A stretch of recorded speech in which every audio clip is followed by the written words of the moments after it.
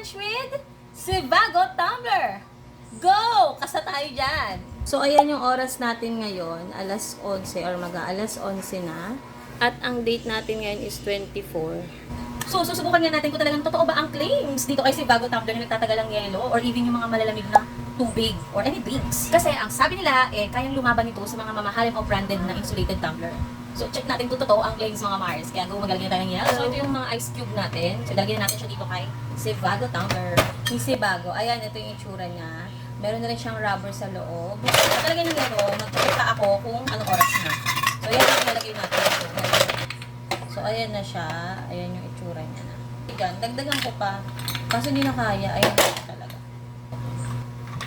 Hello? Oh, yun, natakpan siya. So, ayan yung oras natin. Alas 11 ng umaga. Umaga yan mga Mars, sa umaga.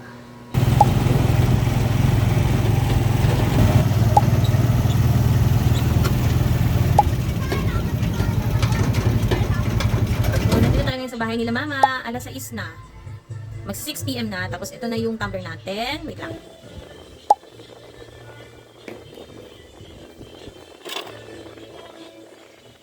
Okay, mag-11 PM na.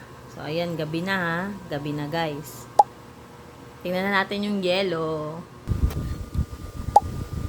Uy, may yelo pa din.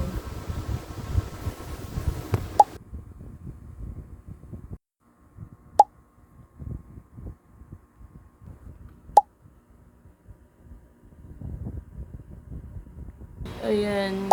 Oh, may isang oras na lang tayo natitira. Mag-aalas 10 na ng umaga. Ayan, umaga na po guys.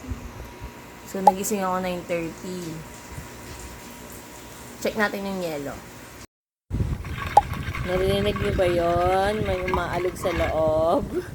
So, check natin. Wow! Meron pa rin yelo, guys! My gulay. Uy, grabe naman talaga yan. May yelo pa din.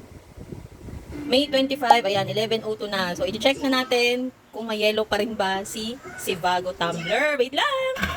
Naririnig niyo ba yan? Naririnig niyo? So, ayan, i-open na natin. Moment of truth. May yelo pa! Ayan, may konting tubig-tubig na siya, oh. Wait lang, i-close up natin. So, may yelo pa nga siya. Grabe, ang galing! 24 hours yan, 24 hours, 11, eksaktong 11 ako naglagay kahapon. Meron pa rin ngayong 11 AM.